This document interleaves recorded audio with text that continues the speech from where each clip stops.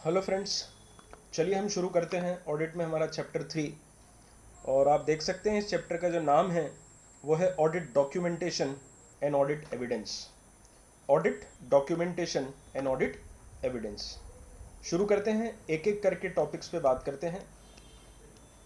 हमारे चैप्टर का जो पहला टॉपिक है दोस्तों वो है audit documentation. Audit documentation simple way में मतलब समझिए, मैं जब भी किसी ऑर्गेनाइजेशन की ऑडिट करता हूँ, नथिंग इज़ वर्बल। वहाँ पे मौखिक रूप से कुछ नहीं होता है, everything is in return form. मेरे अपॉइंटमेंट से लेके ऑडिट रिपोर्ट तक जो कुछ भी काम होते हैं वो सब राइटिंग में होते हैं, और उन्हीं को अपने पास इकट्ठा करना डॉक्यूमेंटेशन कहलाता है। आप देखो, मैं ऐसे समझाऊँ आपको, ऑडिट की बिगिनिंग, ऑडिट का मिडिल और ऑडिट का एंड। बच्चों, बिगिनिंग में क्या होता है, आप ऑडिट प्लान करते हो। बीच में क्या होता है, ऑडिट प्रोसीजर्स परफॉर्म करते हो। और एंड में क्या होता है, आप एविडेंस निकालते हो और कंक्लूड करते हो। तो आप चाहे प्लानिंग करें या आप परफॉर्म करें, ऑडिट एविडेंस ऑब्टेन करें या आप कंक्लूड करें, everything must be recorded with you. और उसी प्रक्रिया को हम डॉक्यूमेंटेशन कहते हैं। तो देखिए, सबसे पहले यही लिखा है, ऑडिट डॉक्यूमेंटेशन SA 230 है। इस पे जो स्टैंडर्ड लगता है फ्रेंड्स वो SA 230 है। Audit documentation refers to the record. ये एक रिकॉर्ड है। क्या है? रिकॉर्ड। किसका रिकॉर्ड बच्चों? Audit procedures performed, relevant audit evidence obtained and conclusions the auditor reached। बच्चों, तीन बातें ध्यान रखना। नंबर 1, ये रिकॉर्ड है। किसका record? Audit procedures performed, relevant audit evidence obtained and conclusions the auditor reached। समझ गए? इन्हें हम कभी कभी वर्किंग पेपर्स या वर्क पेपर्स के नाम से भी जानते हैं, ऑडिट डॉक्यूमेंटेशन। अगला सवाल आता है, ये डॉक्यूमेंटेशन क्यों, क्या होता है इससे? तो इन्होंने लिखा है, ऑडिट डॉक्यूमेंटेशन प्रोवाइड, इससे हमें मिलता है। बच्चों, क्या मिलता है? एविडेंस, इस बात का सबूत, of auditors basis for a conclusion about the achievement of overall objective of the auditor. मतलब ये इस बात का सबूत है कि ऑडिटर ने अपने ओवरऑल ऑब्जेक्टिव को अचीव कर लिया है। जैसे आज आप पढ़ रहे हो, तो आपका जो भी कोर्स चलेगा, आप उसका एक रजिस्टर तैयार करोगे, सारे नोट्स, सारे क्वेश्चन, सारे होमवर्क उस रजिस्टर में आप लिखोगे, और at the end of your batch वो रजिस्टर इस बात का प्रूफ होगा कि भाई आपने अपनी कोचिंग के ऑब्जेक्टिव को पूरा कर लिया है, सारी चीज़ें आपने उसमें रिकॉर्ड कर ली है। और सेकंड, ये इस बात का एविडेंस है that audit was planned and performed in accordance with applicable SAs, legal and regulatory requirement. ये इस बात का सबूत है कि हमने ऑडिट को ढंग से प्लान किया था, परफॉर्म किया था, स्टैंडर्ड्स के अनुसार और लीगल और रेगुलेटरी रिक्वायरमेंट के अनुसार। दोस्तों, इंपॉर्टेंट क्वेश्चन आता है, पर्पस ऑफ ऑडिट डॉक्यूमेंटेशन। ये ऑडिट डॉक्यूमेंटेशन क्यों किया जाता है? या आप इसे बेनिफिट्स भी मान सकते हैं, एडवांटेजेस भी मान सकते हैं कि डॉक्यूमेंटेशन करने से क्या फायदे होते हैं, इसका क्या उद्देश्य है। फ्रेंड्स, पर्पस, बेनिफिट्स और एडवांटेजेस ऑफ डॉक्यूमेंटेशन। बच्चों, पहला advantage, it assist the auditor. पहला advantage, it assist the engagement team to plan and perform the audit. ये डॉक्यूमेंटेशन आपको ऑडिट प्लानिंग करने में और परफॉर्म करने में मदद करता है, हेल्प करता है। दूसरा, second point, assist members of team to direct and supervise. इसके माध्यम से हम अपने असिस्टेंट्स को डायरेक्शन दे सकते हैं, उनके काम को सुपरवाइज कर सकते हैं और उनके काम को रिव्यू कर सकते हैं। Third point, enabling the engagement team to be accountable. बहुत इंपॉर्टेंट बात है, क्योंकि डॉक्यूमेंटेशन में सब कुछ हमारे पास रिटर्न फॉर्म में होगा, तो बाद में कभी भी आवश्यकता पड़ने पर उनकी जवाबदेहिता, उनकी अकाउंटेबिलिटी को सुनिश्चित किया जा सकता है। Next, fourth point, retaining a record of matters of continuing significance to future audit. तो ये जो डॉक्यूमेंटेशन है, न केवल करंट ईयर में बल्कि आगे आने वाले सालों में भी आपके काम आएगा। Fifth point, enabling the conduct of quality control review. Quality control review, यदि कोई हमारे काम की क्वालिटी देखना चाहता है, अगर कोई हमारे काम का इंस्पेक्शन करना चाहता है, तो हमारी फाइल देख ले, उससे पता लग जाएगा। और आखिरी पॉइंट भी इससे मिलता जुलता ही है, and this is external inspection. कभी भी अगर बाहर से कोई एक्सटर्नल इंस्पेक्शन आ जाए, मान लीजिए आरबीआई है, सेंट्रल गवर्नमेंट है, सेबी है, तो आप इस फाइल के माध्यम से अपने काम का इंस्पेक्शन करवा सकते हैं। Got the point? So these are purposes, advantages और benefits of audit documentation. Important question है एग्जाम के लिए। बच्चों, एग्जाम के लिए आपको पॉइंट्स को लर्न करना ही होगा। डायरेक्ट क्वेश्चन आएगा, घुमा फिरा के क्वेश्चन नहीं आता एग्जाम में, सीधा आएगा what are the purposes of audit documentation. और आप अगर अपनी मर्जी से लिखने की कोशिश करेंगे तो आपको नंबर नहीं मिलेंगे। आपको लिखना पड़ेगा as per SA 230 audit documentation issued by the Institute of Chartered Accountants of India, following are the purposes of audit documentation. और दोस्तों, जब आप पढ़ते हैं, कई बार बच्चे मुझसे पूछते हैं कि ऑडिट को कैसे पढ़ना है, लर्न करना है क्या, रटना है क्या। तो देखिए, मैं कहता हूँ बीच का रास्ता अपनाइए। हम बिल्कुल पहली बार में रट भी नहीं सकते और हमें सिर्फ पढ़ना भी नहीं है, हमें ध्यान से पढ़ना है। And there is a difference between पढ़ना, ध्यान से पढ़ना, और रटना। रटना नहीं है, सिर्फ पढ़ना भी नहीं है, ध्यान से पढ़ना है। कैसे ध्यान से पढ़ें? मेरा सुझाव है कि एट ए टाइम टॉपिक को 2 बार पढ़ें। जैसे एक बार आपने पढ़ लिया भाई assisting, first point, second point, third point, fourth point, fifth point, six point, एक तो अंडरलाइन करने की आदत डालें, हाइलाइटर साथ में रखें, हाईलाइट करें जो कीवर्ड्स हैं। और दूसरा, जैसे ही आपने ये 6 पॉइंट पढ़े, इनको हाथों हाथ दोबारा रिवाइज करें शॉर्ट में। हाँ जी, पहला पॉइंट क्या था? Plan and perform the audit. दूसरा, अपने टीम मेंबर्स को डायरेक्शन देना, सुपरवाइज करना और उनके काम को रिव्यू करना। तीसरा पॉइंट, लोगों की अकाउंटेबिलिटी, उनकी जवाबदेहिता सुनिश्चित करना। चौथा पॉइंट, न केवल करंट ईयर बल्कि ये फ्यूचर ईयर्स में भी हमारे काम आता है। उसके बाद अगर कोई हमारे वर्क की क्वालिटी को चेक करना चाहे या कोई हमारे काम का इंस्पेक्शन करना चाहे तो वो हो सकता है। और आखिरी पॉइंट, एक्सटर्नल इंस्पेक्शन, कभी कोई बाहर से पार्टी आ जाए तो उसको भी हम दिखा सकते हैं। तो इस तरह से जब आप पॉइंट्स को दोबारा एक और बार रिवाइज कर लेंगे उतना काफ़ी है। फिर जब हम बाद में कभी पढ़ेंगे तो हमारा रिटेंशन बढ़ जाएगा। तो ये तरीका होना चाहिए, एक बार पहले पूरा पढ़ें, फिर उसको हाथों हाथ दोबारा पढ़ें और पॉइंट्स को अंडरलाइन कर लें, हाईलाइट कर लें। चलिए आगे चलते हैं। Now next topic is form, content and extent of audit documentation. Form, content and extent of audit documentation. बच्चों, फॉर्म का मतलब उसका फॉर्मेट, प्रारूप। भाई डॉक्यूमेंटेशन का प्रारूप क्या होगा? कंटेंट का मतलब उसके एलिमेंट, उसके अंदर क्या क्या चीज़ें आएगी।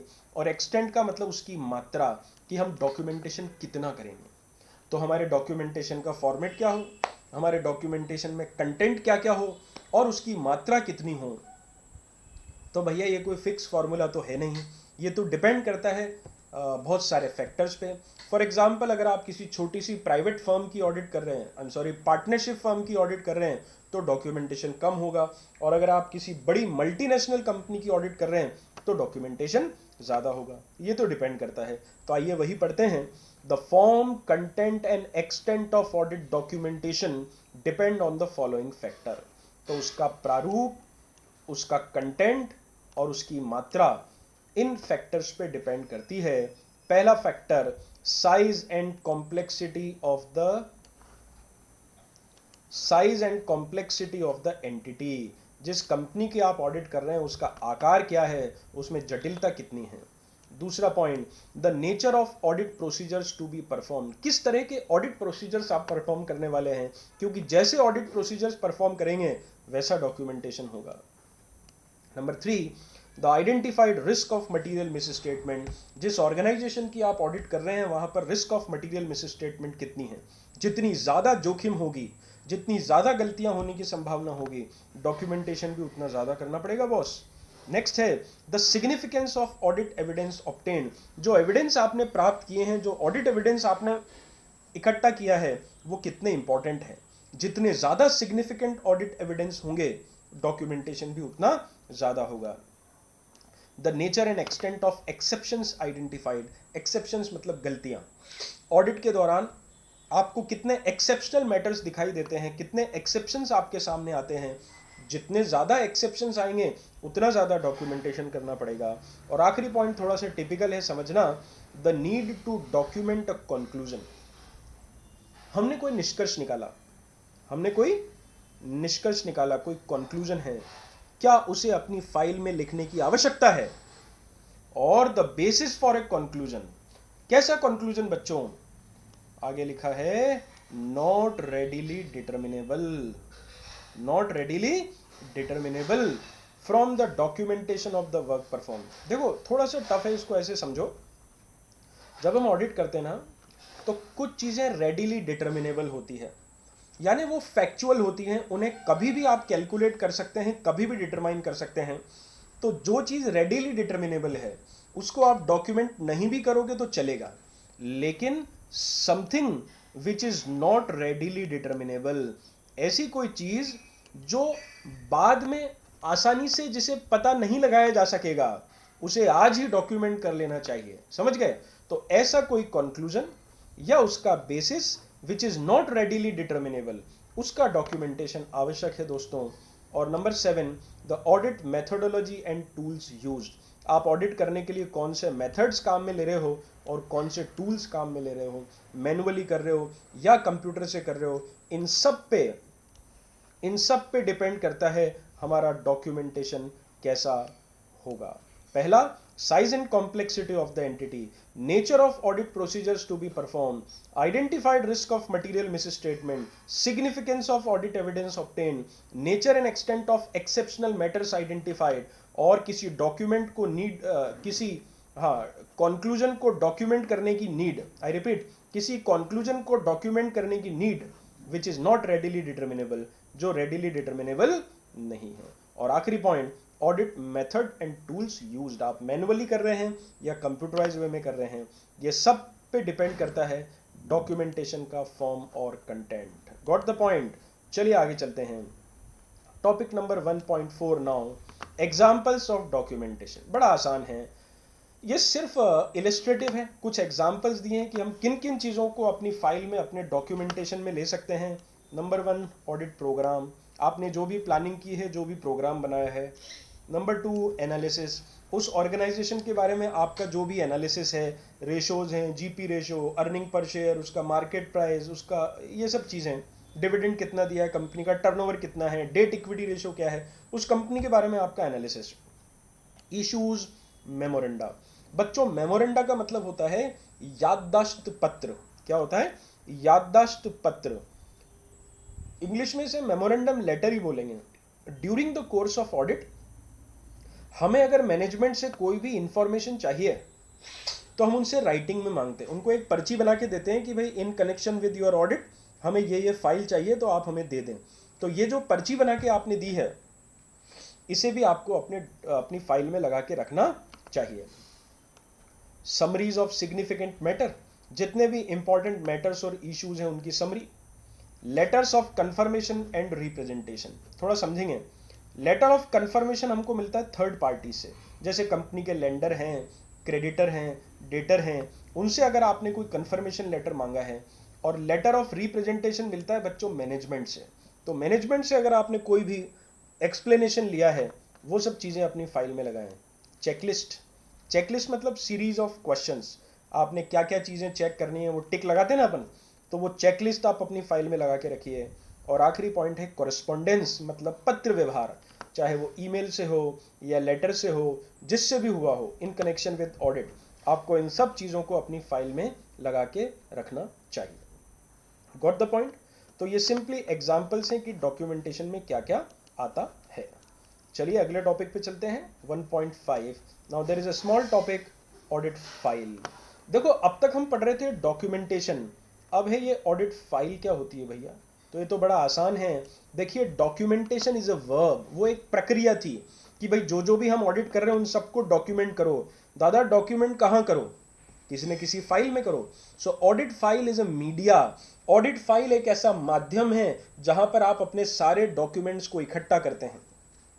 अगर आप बाजार से फाइल खरीद के लाए हैं तो वो फिजिकल मीडिया है, और अगर आप ऑडिट कंप्यूटर वे में कर रहे हैं और अपने लैपटॉप में आपने एक फोल्डर बना रखा है, वहां पे सारे डॉक्यूमेंट्स को आप सेव कर रहे हो, तो वो इलेक्ट्रॉनिक ऑडिट फाइल है। बस यही लिखा है, audit file may be defined as one or more folders or other storage media in physical or electronic form, जहां पर आप अपनी ऑडिट के सारे रिकॉर्ड्स को कंटेन करते हैं, उन्हें रखते हैं ईजी।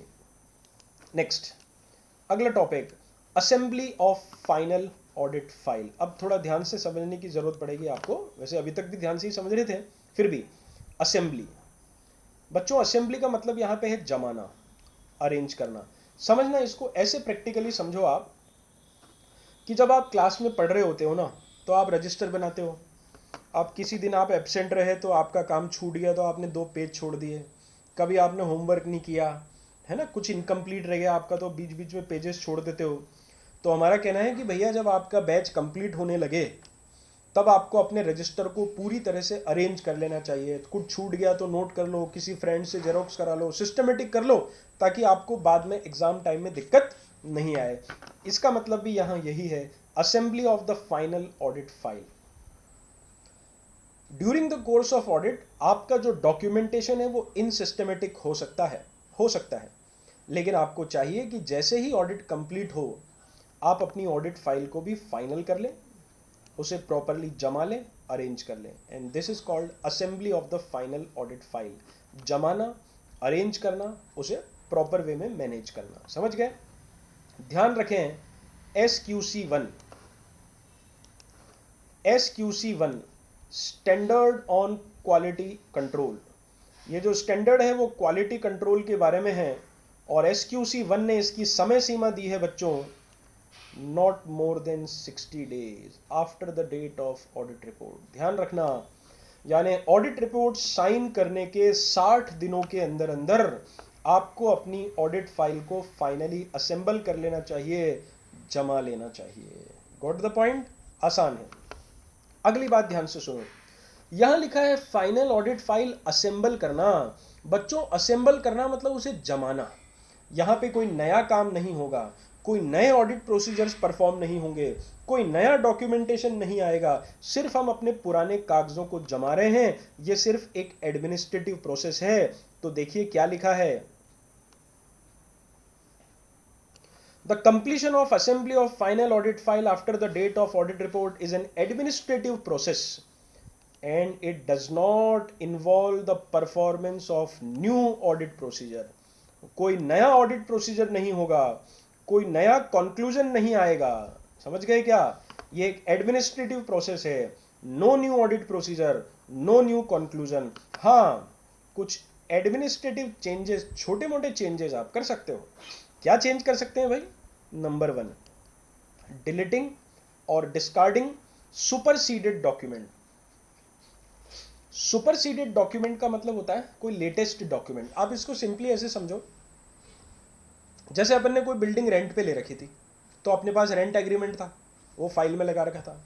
अब हमने उस बिल्डिंग को खरीद लिया तो हमारे पास उसकी टाइटल डीड आ गई। तो जब टाइटल डीड आ गई, जब हमने उसे खरीद लिया, तो वो रेंट एग्रीमेंट यूजलेस हो गया, उसको फेंक दो ना फाड़ के, ठीक है? तो सुपरसीडिंग मतलब आपके पास कोई उससे बेहतर डॉक्यूमेंट आ गया है, तो आप जो पुराने डॉक्यूमेंट है जो सुपरसीडेड है उसको हटा दो। Next, sorting, collating and cross referencing working paper. Sorting मतलब उनको छांटना, आगे पीछे करना। कोलेट करना मतलब उनका मिलान करना, क्रॉस चेक करना, वो आप कर सकते हैं। साइनिंग ऑफ, डॉक्यूमेंट्स पे आप अपने सिग्नेचर इनिशियल्स कर सकते हैं। इनिशियल करने से हमें ये पता रहता है कि भाई ये हमने चेक कर लिया, ये काम हो गया, उससे ऑडिटर को ध्यान रहता है। और आखिरी point, documenting audit evidence that auditor has obtained, discussed and agreed with the relevant members of engagement team। यानी इस बात को भी अपनी फाइल में लिख लेना कि भाई ऑडिट कंप्लीट हो गई है, हमने अपने सारे टीम मेंबर्स के साथ डिस्कशन करके अपनी ऑडिट को फाइनलाइज कर लिया है। ठीक है? तो हम बात कर रहे हैं असेंबली। ऑडिट रिपोर्ट साइन होने के 60 डेज के अंदर अंदर आपको फाइनली अपनी फाइल को असेंबल कर लेना है। ये एक एडमिनिस्ट्रेटिव प्रोसेस है, कोई नया ऑडिट प्रोसीजर नहीं आएगा, कोई नया कंक्लूजन नहीं आएगा। ये 3-4 तरह के चेंजेस आप उसमें कर सकते हैं। समझ गए? अब अगली इंपॉर्टेंट बात, जैसे ही आप अपनी ऑडिट फाइल को कंप्लीट कर लेते हैं, फाइनल कर लेते हैं, असेंबल कर लेते हैं, बस एक बार वो कंप्लीट हो गई, फाइनल हो गई, असेंबल हो गई, फिर आप उसमें चेंजेस नहीं करेंगे, उसे डिलीट नहीं करेंगे, उसे डिस्कार्ड नहीं करेंगे for a retention period.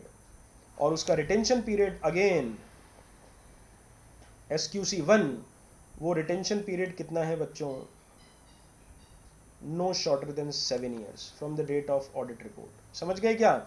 Audit report की डेट से कम 7 सालों तक आपको उस ऑडिट फाइल को प्रिजर्व रखना होगा, सुरक्षित रखना होगा, आप उसे डिस्कार्ड नहीं कर सकते हैं। Got the point? चलिए, इंपॉर्टेंट बातें हैं, दोनों टाइम लिमिट आपको ध्यान रखनी है, इधर 60 डेज है, इधर 7 years है, दोनों SQC1 में दिए गए हैं। I think I am clear enough. आगे चलते हैं। नंबर 7, आसान है ये। Documentation of significant matters and related significant professional judgement. Documentation of significant matters and related significant professional judgement. वो सिंपली हमसे इतना कह रहा है कि भाई during the course of audit आपके सामने अगर कोई सिग्निफिकेंट मैटर्स आते हैं, अब जब सिग्निफिकेंट मैटर्स आएंगे तो आप उन पे डिसीजन भी तो लेंगे। तो जो भी सिग्निफिकेंट मैटर्स हैं और उन पे जो भी आपने अपने प्रोफेशनल जजमेंट्स लिए हैं, उनका भी डॉक्यूमेंटेशन आवश्यक है। Judging the significance of a matter. ठीक है, तो क्या क्या चीज़ें हो सकती है जिन्हें हम सिग्निफिकेंट मानेंगे और जहां पे हमें प्रोफेशनल जजमेंट लेने पड़ेंगे? Number 1, matters that give rise to significant risk. भैया ऐसे ऐसे एरियाज जहां पे सिग्निफिकेंट रिस्क है। Number 2, results of audit procedures indicating that the financial statement could be materially misstated. ऐसी परिस्थितियां जहां पर मटीरियल मिसस्टेटमेंट होने की संभावना है। Need to revise the auditor's previous assessment of risk of material misstatement. आपने पहले कभी रिस्क का असेसमेंट किया था और आपको लगता है कि उस समय रिस्क कम थी या ज़्यादा थी, लेकिन वर्तमान परिस्थितियों में आपको उस असेसमेंट को रिवाइज करना पड़ेगा, चेंज करना पड़ेगा, तो ये सिग्निफिकेंट मैटर है boss. Next point, circumstances that cause the auditor significant difficulty. Audit के दौरान अगर आपको कोई भी मुश्किलें आई है तो ये एक सिग्निफिकेंट मैटर है। और फाइंडिंग्स, ऐसी प्राप्तियां, ऐसी finding that could result in a modification to the audit opinion, यानी आपकी ऐसी फाइंडिंग जिनकी वजह से आपको ऑडिट रिपोर्ट में मॉडिफिकेशन, चेंजेस करने की आवश्यकता पड़ सकती है। ये सब इंपॉर्टेंट है, इन सब का डॉक्यूमेंटेशन जरूरी है। These are called significant matters. समझ गए? तो during the course of audit अगर कोई भी सिग्निफिकेंट मैटर्स आते हैं और उन पे हम कोई प्रोफेशनल जजमेंट लेते हैं तो हमें उनकी रिकॉर्डिंग कर लेनी चाहिए। Fine enough? चलिए आगे चलते हैं। ये आगे की डिटेल काट देंगे, हमको इसकी ज़रूरत नहीं है। आगे बढ़ रहे हैं हम नेक्स्ट टॉपिक की तरफ। हमने पढ़ा सिग्निफिकेंट मैटर्स और उनके प्रोफेशनल जजमेंट, इसकी आवश्यकता नहीं है। नेक्स्ट टॉपिक छोटा सा है लेकिन काम का है। Number 1.8, completion memorandum. क्या लिखा है? कंप्लीशन मेमोरेंडम और ऑडिट डॉक्यूमेंट समरी। इस वर्ड पे ध्यान देना। देखो क्या होता है, हम कई बार कई किताबों में भी देखते हैं। अच्छा, आप इन मॉड्यूल्स में भी देखेंगे, आपके जो ICI के मॉड्यूल हैं, इनके हर चैप्टर के पीछे समरी दे रखी है। तो समरी से क्या होता है, आपको एक ओवरव्यू मिल जाता है पूरे चैप्टर का। ये भी वही कह रहा है कि आपका जो ऑडिट डॉक्यूमेंटेशन है वो बहुत डिटेल्ड होता है, लेकिन आपको आखिरी में या शुरुआत में उसकी एक समरी तैयार करके रख लेनी चाहिए। That is called completion memorandum और audit documentation summary. The auditor may consider it helpful to prepare and retain as part of your documentation a summary. और उसी समरी को हम कंप्लीशन मेमोरेंडम के नाम से जानते हैं। वो समरी में क्या होगा, हमें क्या पता लगेगा बच्चों? The significant matters identified during the year, कि भाई ऑडिट में कौन कौन से इंपॉर्टेंट मैटर हमारे सामने आए, and how those were addressed, और उनको हमने किस तरह से डील किया। तो बड़ा आसान है, उसे कंप्लीशन मेमोरेंडम या फिर समरी बोलते हैं, जिससे हमें सिग्निफिकेंट मैटर्स पता लग जाएं और उनको ऑडिटर ने कैसे एड्रेस किया ये पता लग जाए। तो आप पढ़ लीजिएगा इसको एक बार। आगे चलते हैं। ये जो स्टैंडर्ड हम पढ़ रहे हैं 230 बच्चों, उसका आखिरी और बड़ा इंपॉर्टेंट टॉपिक है ownership of audit documentation. Ownership of audit documentation, और ये बात भी SQC1 में लिखी है। पहले मेरी बात ध्यान से सुने, audit documentation are the property of auditor. Documentation auditor की प्रॉपर्टी होती है। एक बार मैनेजमेंट ने आपको अपनी फाइल में रखने के लिए कोई डॉक्यूमेंट दिया तो फिर आपसे वापस मांग नहीं सकते हैं। Is the property of auditor. वो आपको लौटाने के लिए बाध्य नहीं कर सकते हैं, मांग सकते हैं। आपकी इच्छा हो, आपको लगता हो कि ये डॉक्यूमेंट या कोई इंफॉर्मेशन शेयर करने से मेरे वर्क की वैलिडिटी पे कोई फर्क नहीं पड़ेगा, तो आप उन्हें दे सकते हैं, लेकिन उन्हें लौटाने के लिए आप बाध्य नहीं हैं। Got the point? एक बार फिर बोल दूं, भाई ये जो डॉक्यूमेंटेशन है ये ऑडिटर की प्रॉपर्टी है, उसकी ऑनरशिप है। मैनेजमेंट उसे लौटाने के लिए बाइंड नहीं कर सकता है, वो रिक्वेस्ट कर सकते हैं। ऑडिटर अपनी डिस्क्रिशन से, अपनी इच्छा से वो अवेलेबल करा सकता है उसका कोई पोर्शन या उसका कोई एक्सट्रैक्ट, वो भी तब जब ऐसा कोई डॉक्यूमेंट मैनेजमेंट को वापस देने से मेरे वर्क की वैलिडिटी पे कोई एडवर्स इफेक्ट नहीं पड़ता हो। तो पढ़ लीजिएगा इस पैराग्राफ को, आसान पैराग्राफ है। तो फ्रेंड्स आज इतना ही रखते हैं। एक स्टैंडर्ड हमने ये पूरा किया है, छोटा सा स्टैंडर्ड है एसे 230 अबाउट डॉक्यूमेंटेशन। ठीक है, अच्छे से पढ़िए इसे, जहाँ दिक्कत आती है मुझसे पूछिए। फिर नेक्स्ट क्लास में हम अगले टॉपिक के बारे में बात करेंगे, ऑडिट एविडेंस के बारे में। Thanks a lot.